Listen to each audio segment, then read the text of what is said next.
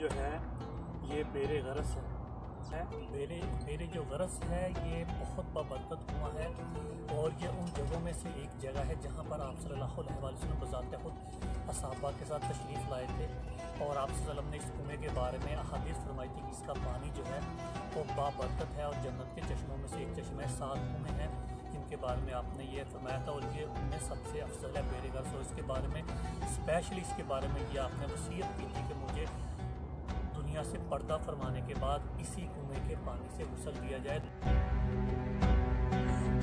بیر غرس یہ وہ کنواں ہے جس کے بارے میں آپ صلی اللہ علیہ وسلم نے فرمایا کہ یہ جنتی کنواں ہے، جنت کا یہ چشمہ ہے بیر غرس۔ ابن ماجہ میں ہے کہ ایک دن آپ صلی اللہ علیہ وسلم نے فرمایا کہ آج کی رات میں نے بشت کے کنووں میں سے ایک کنویں پر صبح کی ہے۔ صبح کو آپ صلی اللہ علیہ وسلم اس کنویں پر بیر غرس پر پہنچے، وضو فرمایا اور اپنا آب دہن اس کنویں میں ڈال دیا۔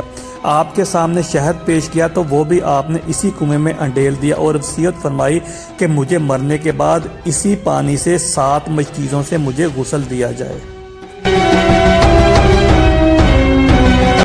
وصیت کے مطابق آپ صلی اللہ علیہ وسلم کو بعد میں اسی کنویں کے پانی سے پھر غسل دیا گیا۔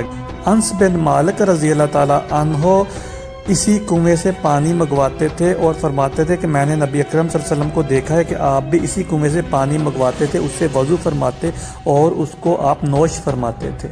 یہ کنواں مسجد قباء سے شمال کے جانب تقریباً 1 کلومیٹر کے فاصلے پر واقع ہے، مدارس شاوی کے قریب ہے یہ۔ اب اس کے گرد یہ دیکھیں، اب یہ جس کے ساتھ میں نے ٹیک لگائی ہے، یہ 4 دیواری اس کے ساتھ بنا دی گئی ہے۔